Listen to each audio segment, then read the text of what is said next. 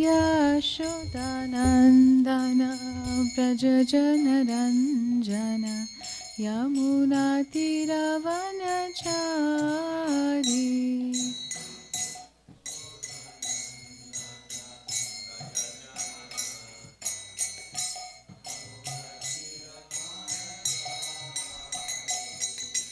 Jai Radha Madhav Kunj Bihari Gopi जनवल्लभ Girivardhari.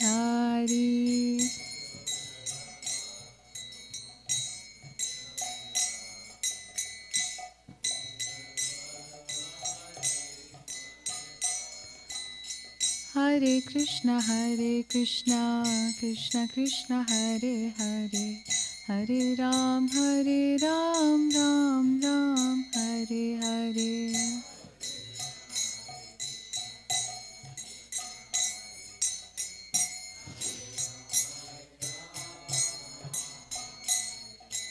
Hare Krishna Krishna Krishna Hare Hare Hare Ram Ram Hare Hare.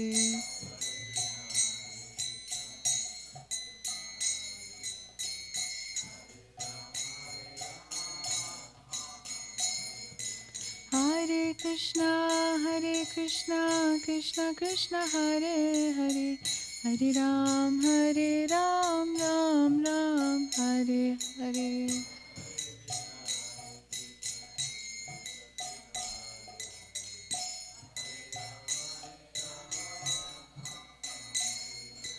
Hare Krishna Krishna Krishna Hare Hare Hare Ram Ram Hare Hare.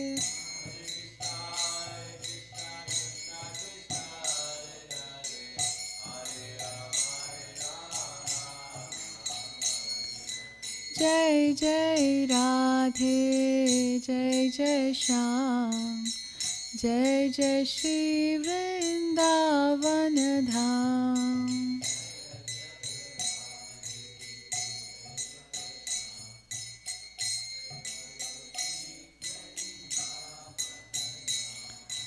Jai Jai Radhe Jai Shyam Jai Jai Shri Vrindavan Dham.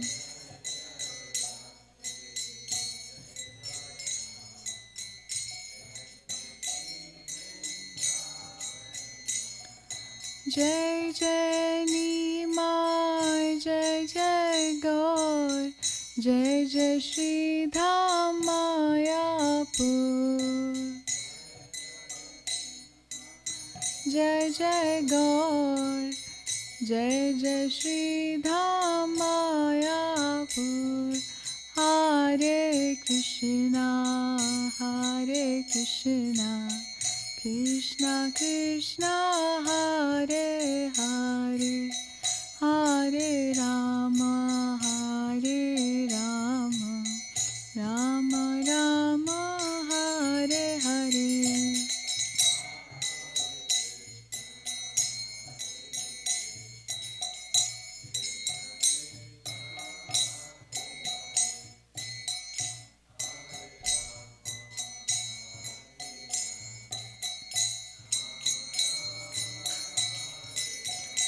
Jai Radha कालचंजी Radha कालचंजी Radhe.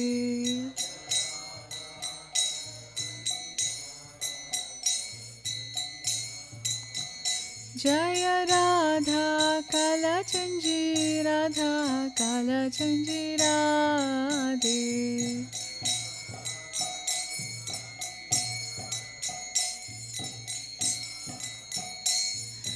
Jai Prabhupada Jai Prabhupada Jai Prabhupada Jai Srila Prabhupada.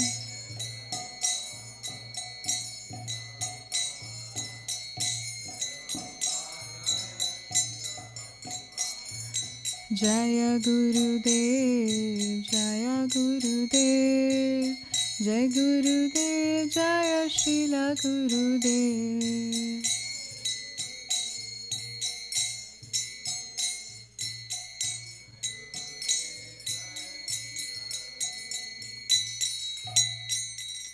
Nitai Gaur Premanandi. Hari Hari Bo. Shri Shri Radha Kalachan Ji ki jai. Om Namo Bhagavate Vasudevaya.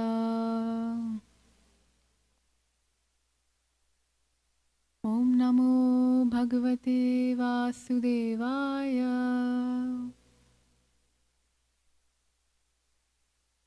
Om Namo Bhagavate Vasudevaya.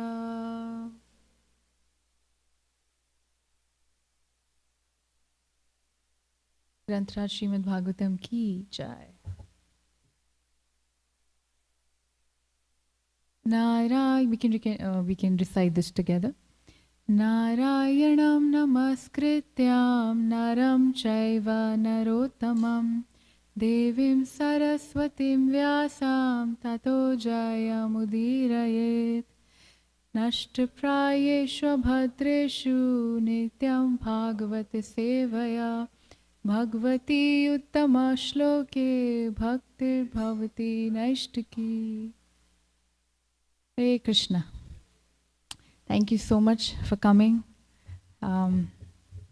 Today the semester resumes for Krishna House. Welcome back from Vrindavan, from Mayapur, getting blessings and mercy from everywhere. And especially coming out here in the cold. Sorry? Semester? Wait, okay. Sorry. I thought you were talking to me. Okay, so yeah, it's pretty cold outside and still devotees managed to come here early morning, and the passion to hear Srimad Bhagavatam. So thank you so much for being here. Today we will continue with Canto 6, Chapter 10, and we're going to cover from text 1 to 12. And we will focus on text 8 today, right?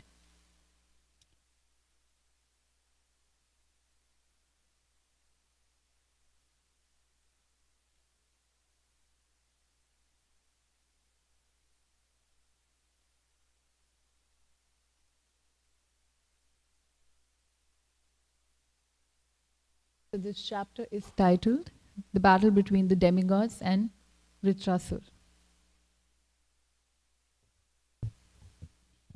All right. So let's read text 1, translation.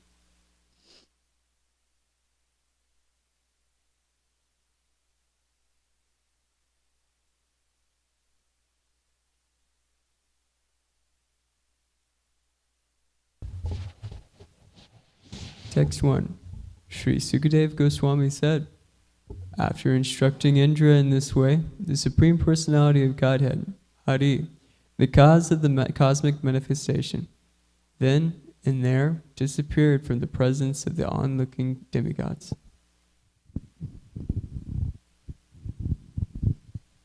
O King Pariksit, following the Lord's instructions, the demigods approached Dadashi, the son of Atharva.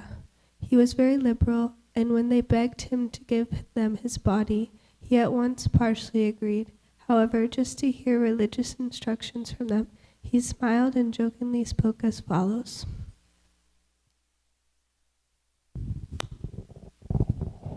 O elevated demigods, at the time of death, severe unbearable pain takes away the consciousness of all living entities who have accepted material bodies. Don't you know about this pain?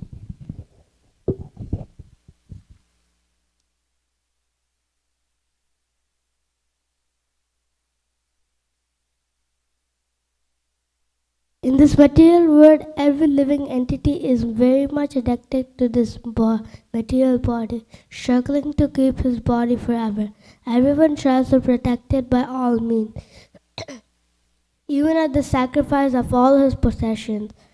Therefore, who would be prepared to deliver his body to anyone, even if it were demanded by Lord Vishnu?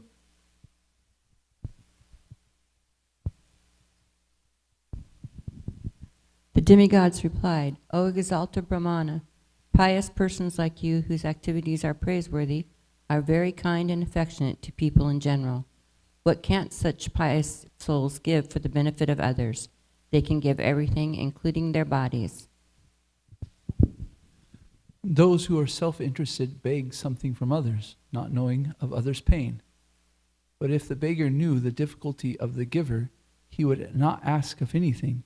Similarly, he who is able to give charity does not know the beggar's difficulty, for otherwise he would not refuse to give the beggar anything he might want in charity.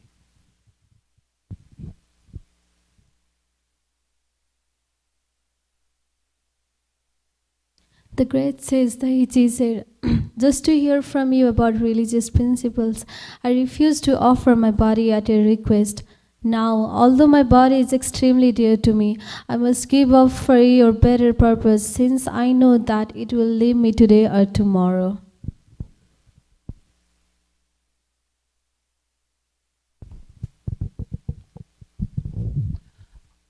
O demigods, one who has no compassion for humanity in its suffering and does not sacrifice his impermanent body for the higher causes of religious principles or eternal glory is certainly pitied even by the immovable beings.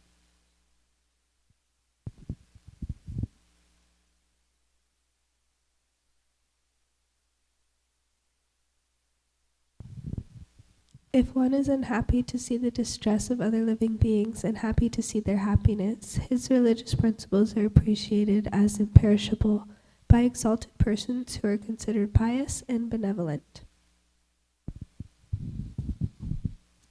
This body, which is eatable by jackals and dogs after death, does not actually do any good for me.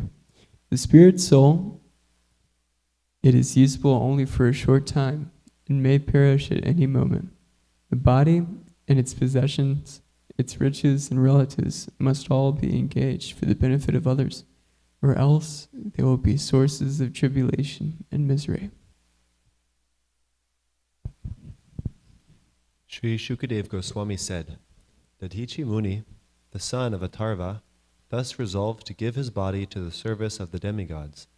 He placed himself, the spirit soul, at the lotus feet of the Supreme Personality of Godhead, and in this way gave up his gross material body made of 5 elements. Dadichi Muni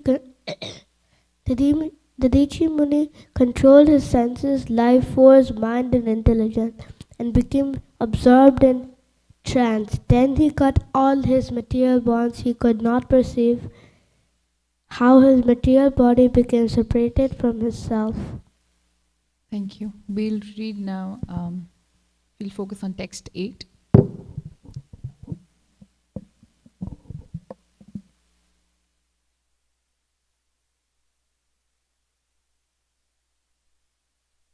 Please repeat after me. Yo adhruvenatmana natha na dharmam na yashah puman iheta bhuta dayaya tashochyaha sthavarerapi yo adhruvenatmana natha na dharmam na yasha puman iheta bhuta dayaya tashochyaha sthavarerapi. Please recite.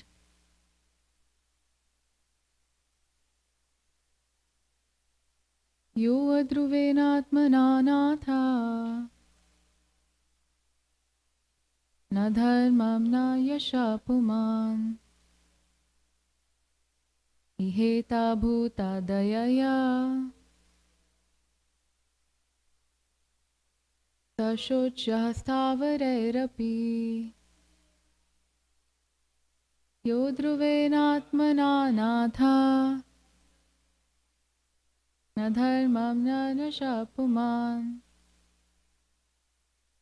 Iheta bhuta dayaya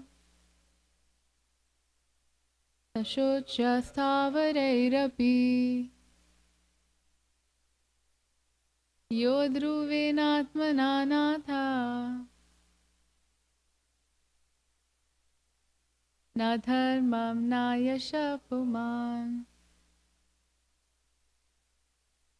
Iheta bhuta dayaya nashocha stavareirapi. Jai. Haribo. Let's read the word-to-word translation together. Yaha, anyone who. Adhruvena, impermanent. Atmana, by the body. Nathaha, O lords. Na, not. Dharmam, religious principles. Na, not. Yashaha, fame. Puman, a person. Iheta, endeavors for. Bhuta dayaya, by mercy of the living beings. Saha, that person. Shochaha, pitiable. Stavareha, by the immobile creatures. Api, even. Translation and purport by A.C. Bhaktivedanta Swami Srila Prabhupada ki jai.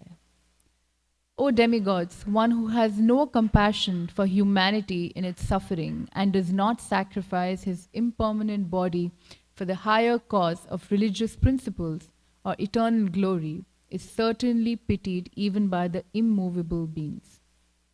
Purport. In this regard, a very exalted example was set by Lord Sri Chaitanya Mahaprabhu and the 6 Goswamis of Vrindavan. Concerning Sri Chaitanya Mahaprabhu, it is said in Srimad Bhagavatam, we offer our respectful obeisances unto the lotus feet of the Lord, upon whom one should always meditate. He left his householder life, leaving aside his eternal consort, whom even the denizens of heaven adore. He went into the forest to deliver the fallen souls who are put into illusion by material energy. To accept sannyas means to commit civil suicide. But sannyas is compulsory, at least for every Brahman, every first-class human being. Sri Chaitanya Mahaprabhu had a very young and beautiful wife and a very affectionate mother. Indeed, the affectionate dealings of his family members were so pleasing that even the demigods could not expect such happiness at home. Nevertheless, for the deliverance of all the fallen souls of the world, Sri Chaitanya Mahaprabhu took sannyas and left home when he was only 24 years old. He lived a very strict life as a sannyasi, refusing all bodily comforts. Similarly, his disciples, the 6 Goswamis, were ministers who held exalted positions in society, but they also left everything to join the movement of Sri Chaitanya Mahaprabhu. Srinivasacharya says, these Goswamis left their very comfortable lives as ministers, zamindars, and learned scholars and joined Sri Chaitanya Mahaprabhu's movement just to show mercy to the fallen souls of the world. Dina Ganik Shakao Karunaya. Accepting very humble lives as mendicants, wearing no more than lion cloths and torn quills, Kopinakantha. They lived in Vrindavan and followed Sri Chaitanya Mahaprabhu's order to excavate Vrindavan's lost glories. Similarly, everyone else with a materially comfortable condition in this world should join the Krishna consciousness movement to elevate the fallen souls. The words Bhuta Dayaya, Maya Mrigam, Daite Apsitam, and Dina Ganik Shakau Karunaya all convey the same sense.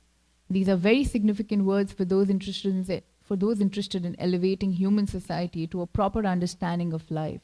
One should join the Krishna consciousness movement, following the examples of such great personalities as Sri Chaitanya Mahaprabhu, the 6 Goswamis, and before them the great sage Tadiji. Instead of wasting one's life for temporary bodily comforts, one should always be prepared to give up one's life for better causes. After all, the body will be destroyed. Therefore, one should sacrifice it for the glory of distributing religious principles throughout the world. Jnana timirandhasya jnananjana shalakaya Chakshurunmilitam yena tasmai Shri Guruve namaha. Shri Chaitanya Manobhishtam Sthapitam yena bhutale Swayam Rupa Kadamayam Dadati Swapadantikam. Vandeham Shri Guru Shri Yuda Padakamalam Shri Gurun Vaishnavamscha Shri Rupam Sagrajatam Sahagana Raghunathanvitam Tam Sajivam Sadhvaitam Savadutam Parijana Sahitam Krishna Chaitanya Devam Shri Radha Krishna Padan Sahagana Lalita Shri Vishakhanvitamscha. He Krishna Karuna Sindhu Dina Bandhu Jagatpate Gopesha Gopika Kanta Radha Kanta Namastute Tapta Kanchana Gaurangi Radhe Vrindavaneshwari Vishvanu Sute Devi Pranamami Hari Priye. Vancha kalpatarubhyascha kripa sindhubhya eva cha patitanam pavanebhyo vaishnavebhyo namo namaha. Jai Shri Krishna Chaitanya Prabhu Nityananda Shri Advaita Gadadhara Shivasadi Gaura Bhakta Vrinda. Hare Krishna Krishna Krishna Hare Hare Hare Rama Rama Rama Hare Hare. Namam Vishnu Padaya Krishna Pristhaya Bhutale Srimate Bhakti Vedanta Swaminiti Namine Namaste Saraswati Deve Gauravani Pracharine Nirvishesha Shunyavadi Paschatate Shatarine.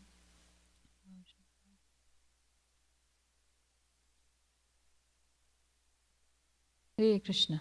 So we begin this chapter 10.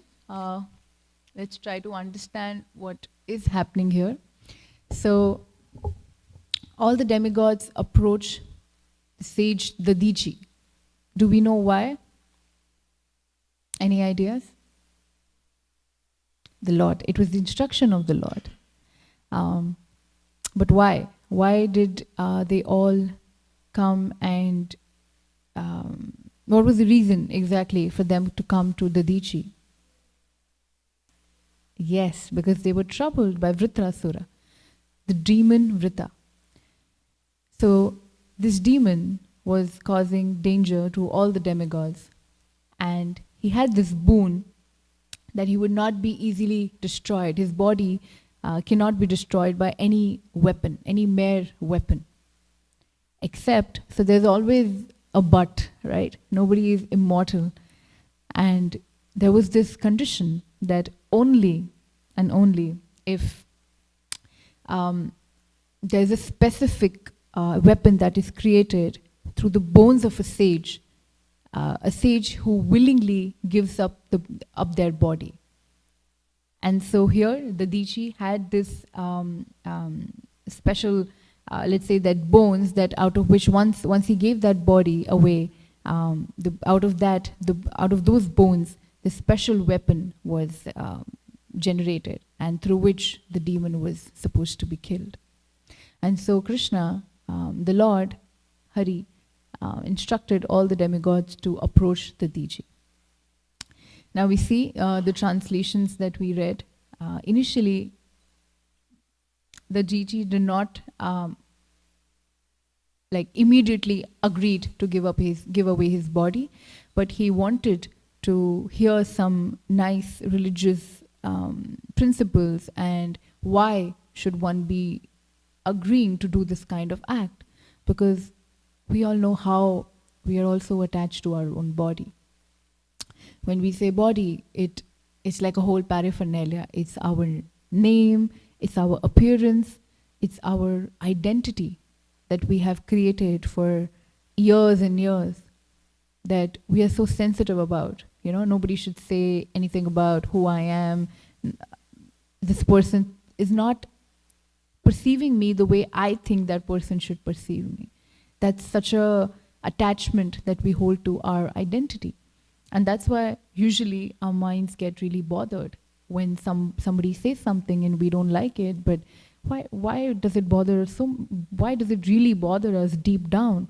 Is because we have created our own identities and we don't want to fall from that. It's like Krishna has the name infallible, but we think that, we don't want to fall down from the identity we think that we have created.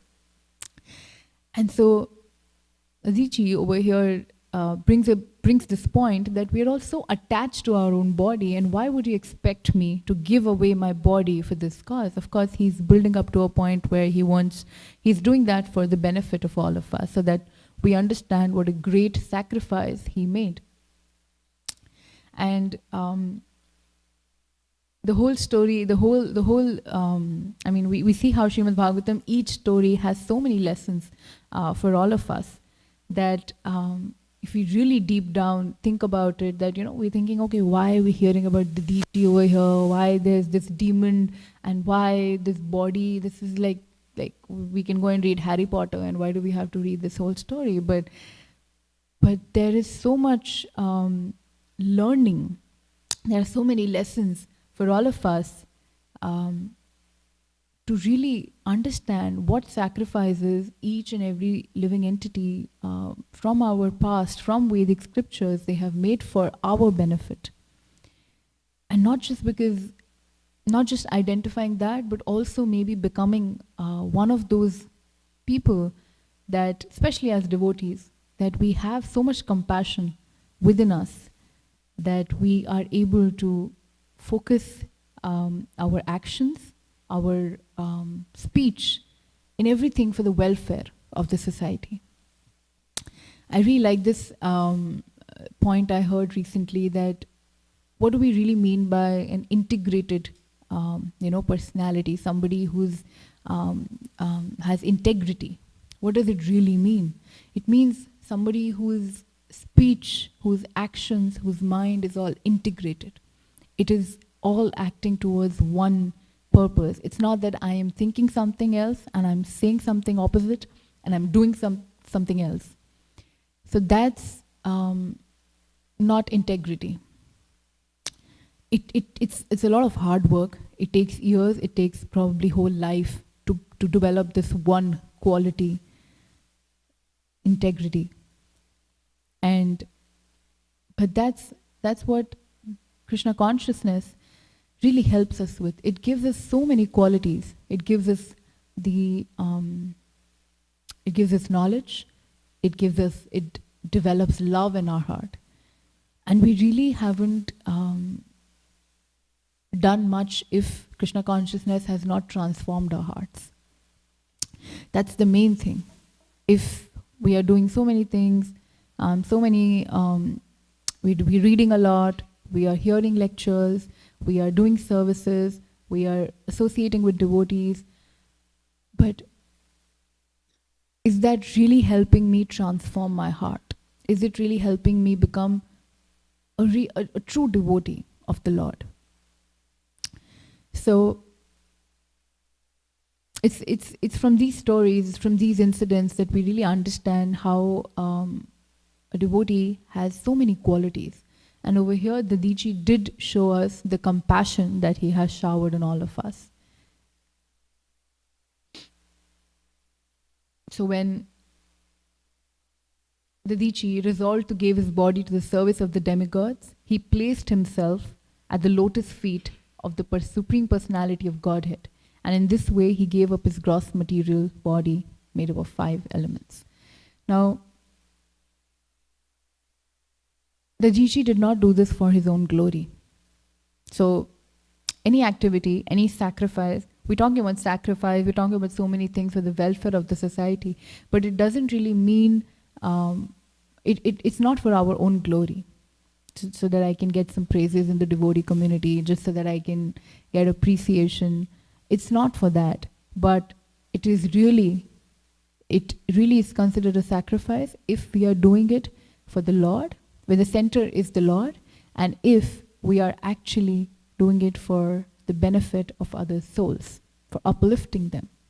And that's why we call a devotee is para dukkha dukhi, which means when we see somebody who is suffering, who is dukhi, who is really going through a lot hardships, and we want to help them. Now this is such a It seems like, okay, it's a very simple definition, but this comes very spontaneously. For a devotee, it's a very natural bhav to have. When they see souls suffering around them, they want to help them. Now, they cannot eliminate sufferings because this is the part of the material world and this is each soul's journey they are going through. But they can connect them to the Lord. And that's why we need to be empathetic. Not just, okay, paradukha dukhi just doesn't mean I see somebody suffering and I'm just sympathizing in words. Oh, this shouldn't have happened to me. And then I'm back to my life. But that really means that doing some actions, listening them, okay, what's on their mind, what's the struggle they're going through, and practically whatever advice we can give them, but also eventually connecting them to Krishna.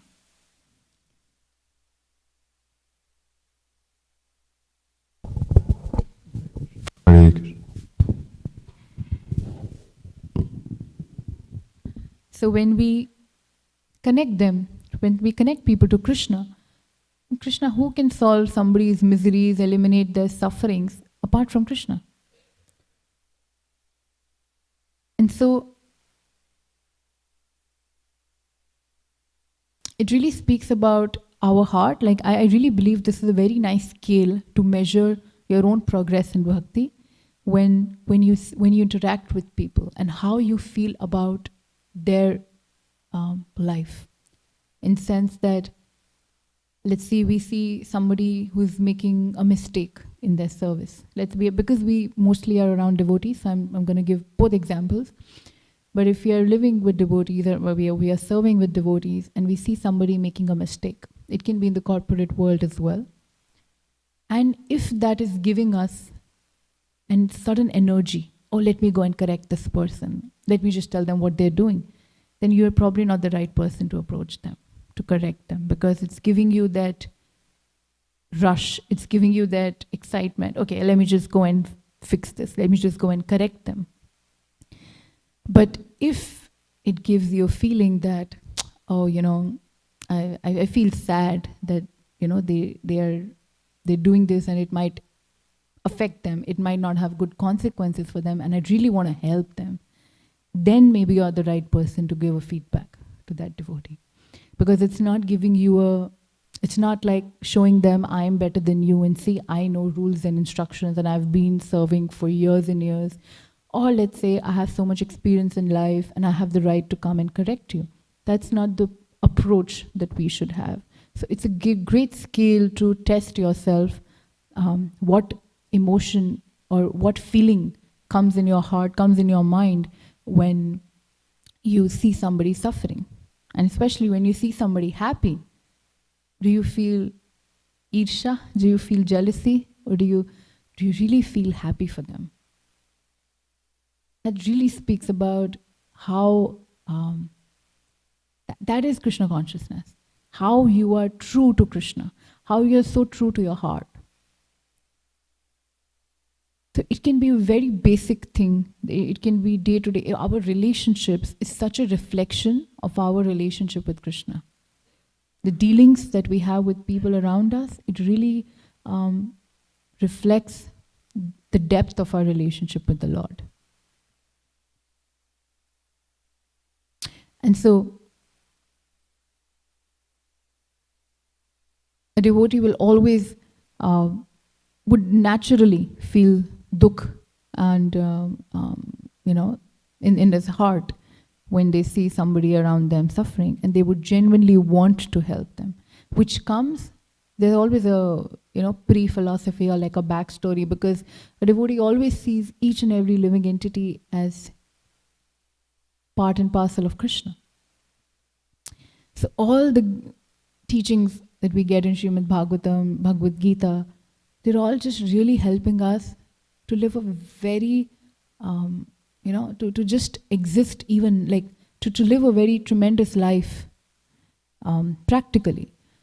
Like a lot of times people have this doubt, okay, I understand, I respect what you're doing, you're reading Srimad Bhagavatam, Bhagavad Gita, and it really, okay, it's about the life beyond. It's about, once you die and you are actually collecting your sukriti and it's all for the later. But no, it's all for now. It's all for all the teachings really help us in the present life, in how we are dealing with people. And that is, like I said, it's a perfect scale to measure where you are in your bhakti life.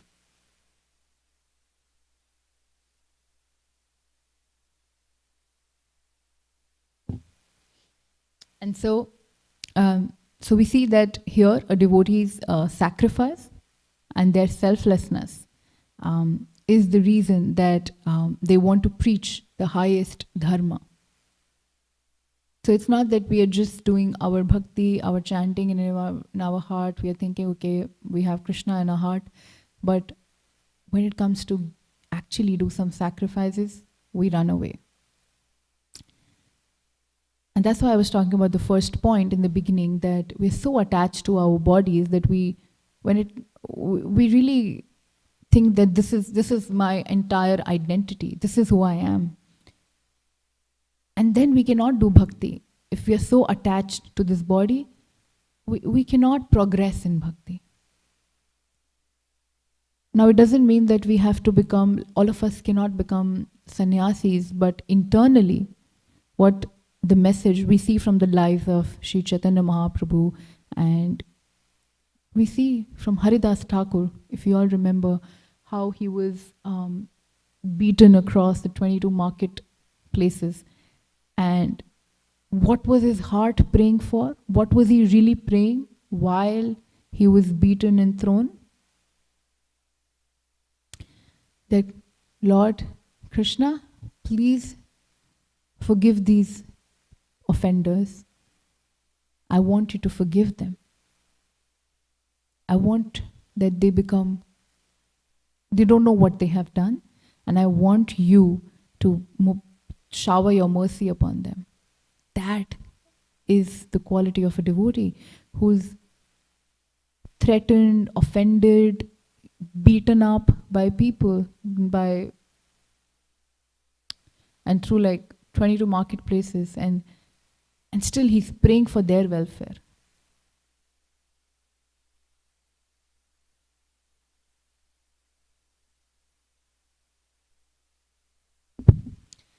I don't know.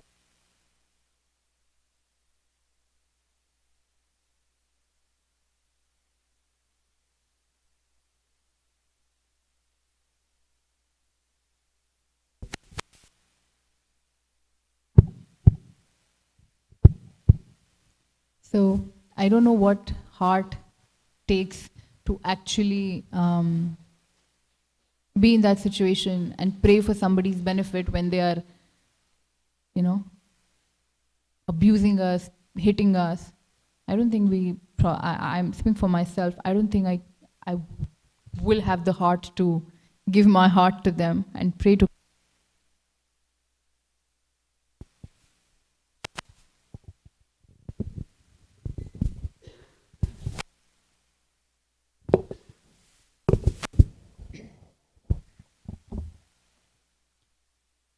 So we see so many examples, even Prahlad Maharaj, right? When Nrsimhadev appeared, and Prahlad, after his father was killed by Nrsimhadev, what was Prahlad Maharaj's prayers to Nrsimhadev when he asked, okay, what do you want? And it's not a business that Prahlad is going to ask, okay, because I have done so much devotional services, I've remembered you all my life, so I need something in return. That's not what a devotee's emotion is like. That's not what this all is built up for, right? We're not building up to a point that one day we can ask Krishna, okay, give me Vaikunt, give me this, give me a good family. No. So he only said that please help all my family members, all the people, not just my family members, to help them get this pure love for you, to give them more chance. And we see Narad Muni, how amazingly he has used the curse from Daksha that he cannot reside in one place and he's just traveling to preach. And what wonderful disciples Narad Muni has. And he always goes and preaches about the Lord. Even his curses, when he curses somebody, the son of Kuver, when he cursed them, who were the sons of Kuver? Nala Kuver and Manigriv, correct. So they disrespected Narad Muni, who was a wonderful Vaishnava. When Narad Muni appeared and they ignored him, they were enjoying themselves. And his curse was also, okay, you're going to take birth as two trees because you're naked, you don't wear clothes, so you just go and might as well take birth as trees. But where did these trees appear? In front, in the courtyard of Krishna, baby Krishna, where he did all his pastimes while growing up. So this was a curse. Just imagine. This is the heart of a pure devotee, where even if they are scolding, they are thrashing you, there is a purpose. It's not to satisfy their own ego. So a lot of times we will scold or we will get angry because things are not going according to me. Things are not going how I want them to be. And so I will punish, I'll get angry, I will fight, I will do all this. But because Krishna is not in the center. But when Krishna is in the center, that scolding, also, that chastisement also becomes our purification. That's why we say when your guru, when your well-wisher, when your mentor, when they chastise you, it's mercy. Because they are doing it to, correct your consciousness. And sometimes we have to be whiplash, we have to be we are so stubborn, we are not changing, we are not improving. And sometimes we need that chastisement. Because we've spent lifetimes after lifetimes not learning. And if we want to learn, there are devotees around us who will chastise us for our upliftment.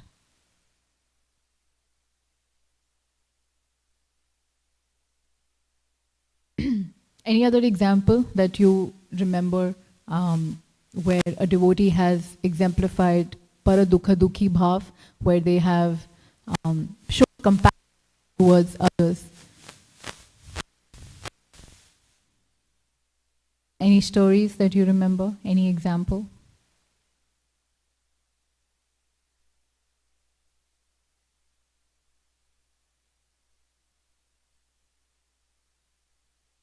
Srila Prabhupada?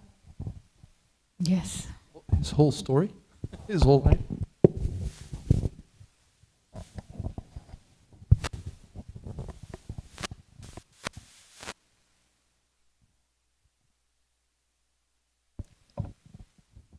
Yes. Nananvrita.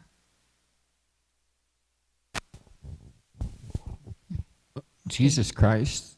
Jesus Christ, yes, he sacrificed, he crucified himself. And Prabhupada said that Vasudev Dutt was even more compassionate than Jesus Christ, because Jesus Christ only saved his followers, whereas Vasudev Dutt wanted to take on all the sinful reactions of every single person in the entire universe. Yeah. And suffer for them. Thank you, Prabhu. Can you pass the mic to Nananvrita? Durvasa and Ambrish Maharaj. Ambrish Maharaj and Durvasa Muni, yes. What happened there?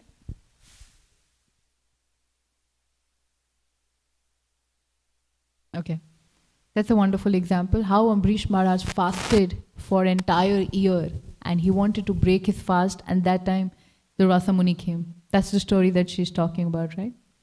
And Durvasa Muni came and he wanted to, when a guest comes to your house, you offer them sweet words, you offer them water, you offer them garland, you offer them prashadam, you offer a place to sit, offer them a place to sit. This is how Atiti Devo Bhava we understand from our scriptures. And what did Durvasa Muni said that I will first go and take bath, and Ambrish Maharaj had to break his fast during that particular time. And he just had water because he He did not have a meal, but he had just water to break his fast. And the Rasa Muni got really angry. The Rasa Muni we have heard a lot of stories where he's gotten extremely angry. And that is when he got really angry, and Lord Chakra was running behind the Rasa Muni, that how could you offend my devotee? And so the Rasa Muni comes back to Amrish Maharaj, and here basically Amrish Maharaj shows that he never ever took an offense. So that is the mood of a devotee, that no matter what you have done, they don't take offense. They don't commit an offense, and they also don't take an offense. That's such a big thing that we need to learn, that sometimes we might not commit offenses because, being in this system, we've learned, we've grown, we've understood, but we might take offenses. We're still at that place where, somebody says something and we get offended. But when we hear such examples, we really understand that we have a long way to go. It's possible. It's possible when we hear these pastimes. And that's the reason of every day coming together and hearing Srimad Bhagavatam, reading Srimad Bhagavatam, so that we can learn how we really want to become a devotee.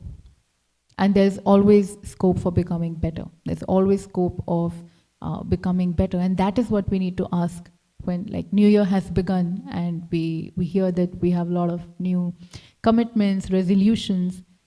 And as a devotee, we need to keep asking ourselves, am I a better devotee than yesterday? Am I becoming a better devotee than who I was a minute ago? So Krishna is really giving us every opportunity to become better, to make ourselves better, to improve. And when we take that responsibility, then we really become a responsible devotee. We become accountable for our own actions, and that's preaching by character. So we learn from these wonderful devotees, and then we try to apply that in our lives. In office, at home, with children, in your marriage, with devotees working, with devotees serving around you, with you. So there are plenty of situations that we can have to work on ourselves. And so one more point, that we see that great devotees, great sages, great devotees, greatest of devotees even have that power to give up their body. We don't have that. But we see even from Bhishma Pitama's life, right? He had that boon, but it was really all his wonderful activities and wonderful spiritual bank balance that he had accumulated, that he was able to do that. And at the time of death, Krishna himself was present during the glorious passing away of Bhishma Dev. So, I would pause here. If I would open up for questions, corrections, realizations, anything, please go ahead. I would love to hear from you. Yes, Prabhuji. Can you pass the mic? Thank you so much. Wonderful class. I was really curious about that point of not taking offenses. And I was thinking that there are things that are offensive. We know that, right? It's clear that there are things that are offensive. So when those things happen to us, then what should we do? What I'm hearing from you is we don't take offense. But what's the positive? What is the thing that we do when it happens? Yeah, that's a wonderful question. First thing, the reason I said we need not take, we try that we don't take offense from others is because, firstly, we are not thinking about if they have offended to Krishna, but we're actually thinking if that person has offended me, myself, and who I am. But yes, if somebody offends Krishna, if somebody deliberately offends, in the sense when they knowingly do something to say something or do something which is completely insulting or against Krishna consciousness.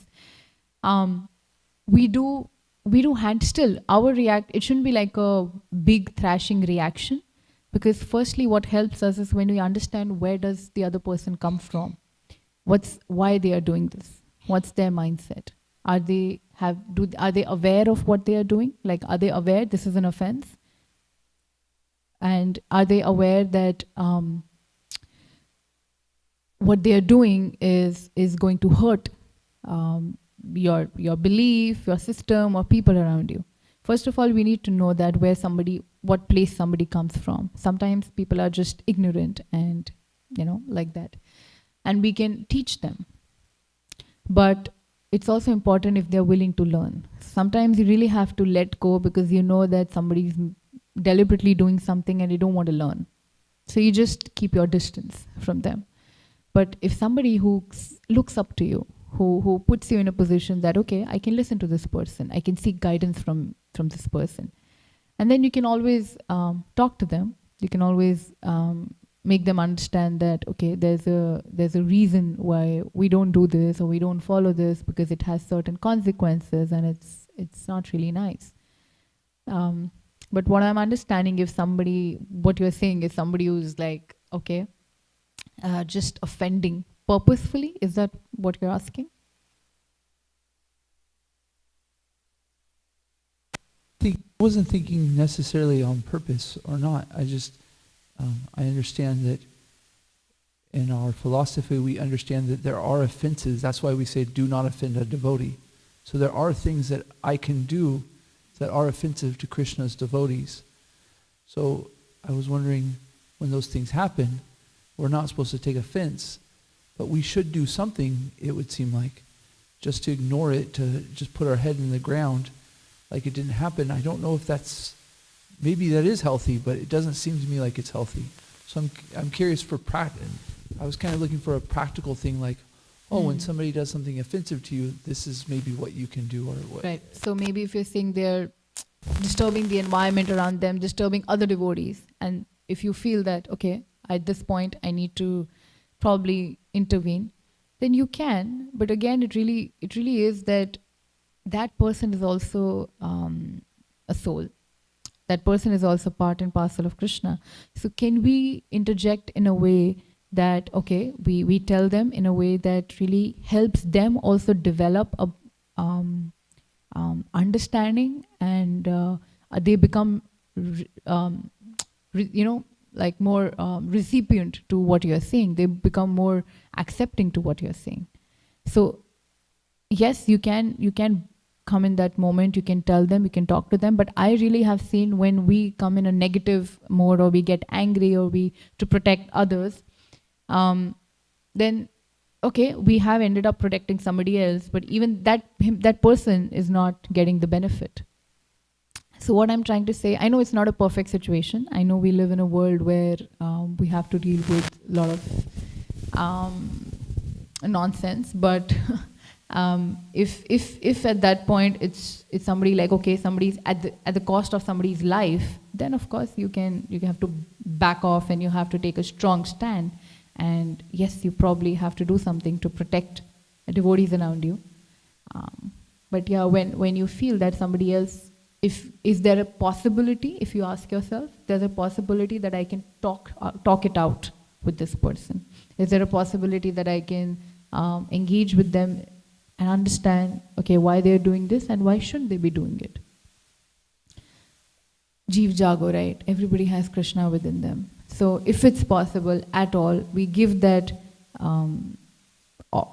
we act as a trigger to the other person to be able to remember that yes, they can do something good, and there is Supreme that they can reach out to. Okay, I think I appreciate the answer, because what I feel like I'm hearing you say is that when we are offended, first we should take into account the other person. Where are they coming from?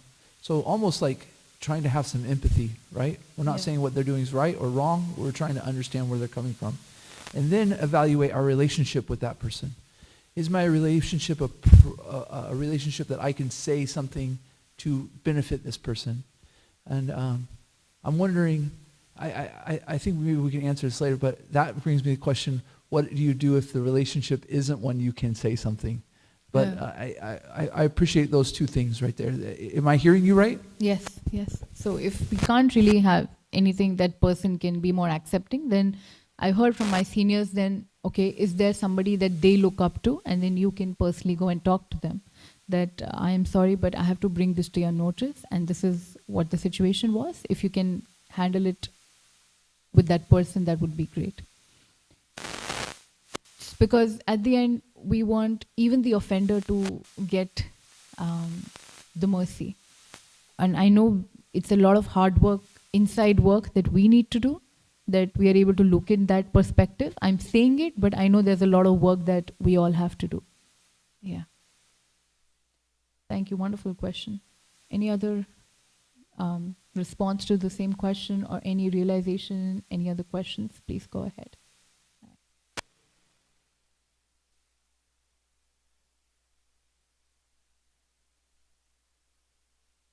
So I'll just repeat your question on the mic.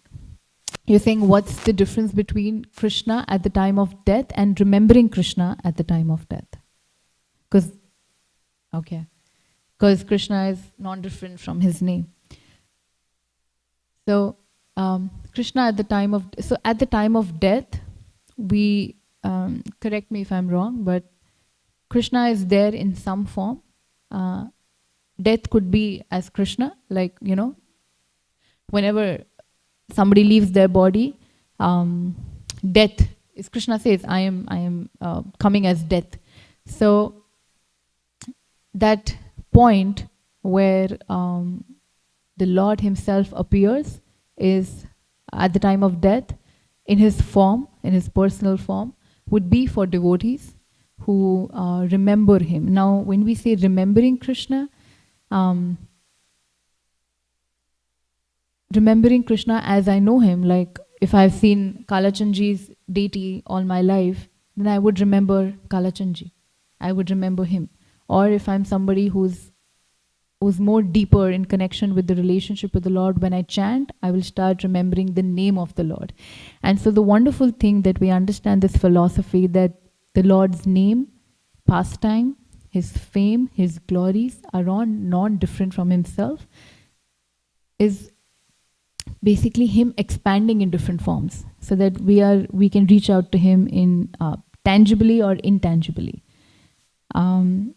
So him being there at the time of death would be same as me remembering him, or him being there at the time in front of me at the time of death is the same. But now I see him in his personal form.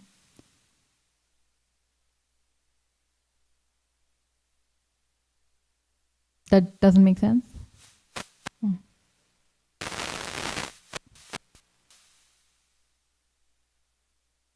So Srimad, in our Vedic scriptures, his personal form, he takes a lot of different incarnations, not like us that we can change our form anytime, but the Lord can come in a lot of forms, like we say, uncountable forms he has. But there is his one original form, which is Krishna, what you see in front of you right now. He's holding a flute. He has curly hair. He's always smiling, and that's his original form. That an example, like you see me right now, but if I go to office, I will have a different attire. If you are at home, you will have a different attire. So you have different appearances, right? So Krishna in different appearances, he has different appearances for different devotees, for different how devotees want to see him. But there is his one form originally at home, which is when he is standing like that, and he is playing flute. He is with his cows, with his calves. He's bare feet, just like in pastimes of Vrindavan, if we see. Yeah, that's his original form. Thank you. Yes, Prabhuji.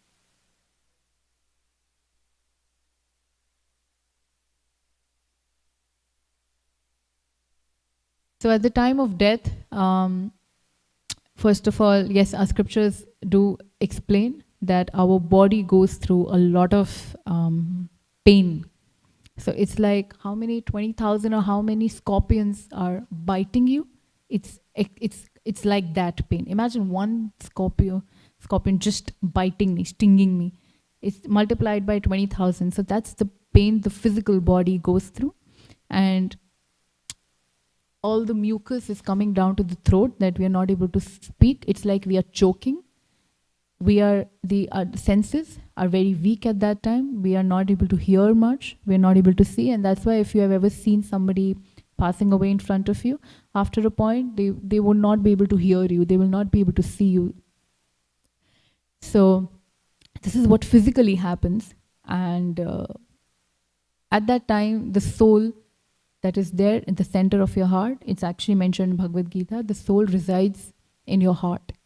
And that's the same place where the Lord resides, within the soul. So at the time of death, the soul is leaving the body.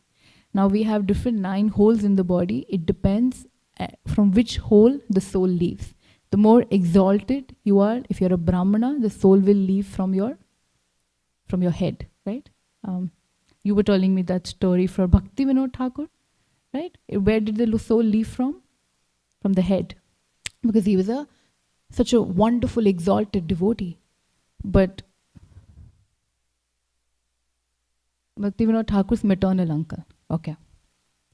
So different. So the soul leaves, and the moment the soul leaves, this body stops working. It drops dead. And what your consciousness is at the time of death, now that really decides your next body. So, like you said, you know the concept of reincarnation, but who decides who you reincarnate into, who you are now in the next body? So, all our life, what we do, impacts my consciousness. What kind of thinking I have, what kind of activities I'm doing. Now, whole my life, I have built that. And of course, at the time of death, that is the same consciousness I will die with. It's not that whole life I have lied, cheated, done nonsense stuff, and at the time of death suddenly I remember Lord. It's okay, it can be mercy, but we cannot depend just on that one thing that okay, this will happen. But if we lead our lives remembering what we have done throughout our life, that will be the consciousness at the time of death, and that consciousness will develop my next body. And that's why we say if I am eating a lot of meat, and if I'm eating a lot of, I'm having non-vegetarian food all my life, and then at the time of death, probably I'm going to get next life as a birth of a tiger or a lion who just loves to eat raw meat, because that's what I really was doing all my life. Like I was really passionate about eating that. So we're really deciding our destiny, and we're really making way to our next body in the next life.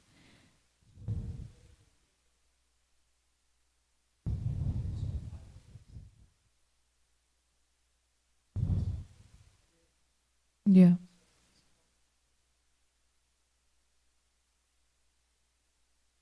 So different things, I think. Sometimes I think there are, yes, near-death life experiences where people, the soul actually is about to leave the body, and the body becomes quite inactive. But sometimes they have seen the soul actually steps out of the body, and they have seen what's going around, and the soul gets back. But that all is not in the control of me. Like if I'm in that body, it's not in my control where the soul is going. But yes, in Srimad Bhagavatam, there is this story of Ajamil, right? Where, imagine he's dying, the soul it actually leaves the body, and who is fighting that who will take the soul? The Yamadutas and the Vishnu Dutas. And he's seeing that they are fighting to take my soul. Why? Because Yamadutas would have taken it. But why did Vishnu Dutas appear? Because he did one thing. Yeah, he called out to his son Narayan. And he got a second chance.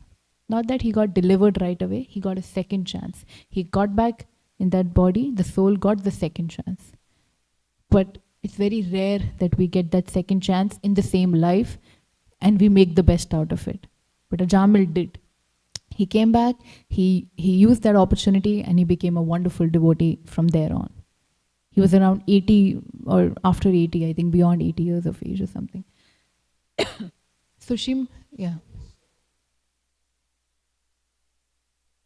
Yeah.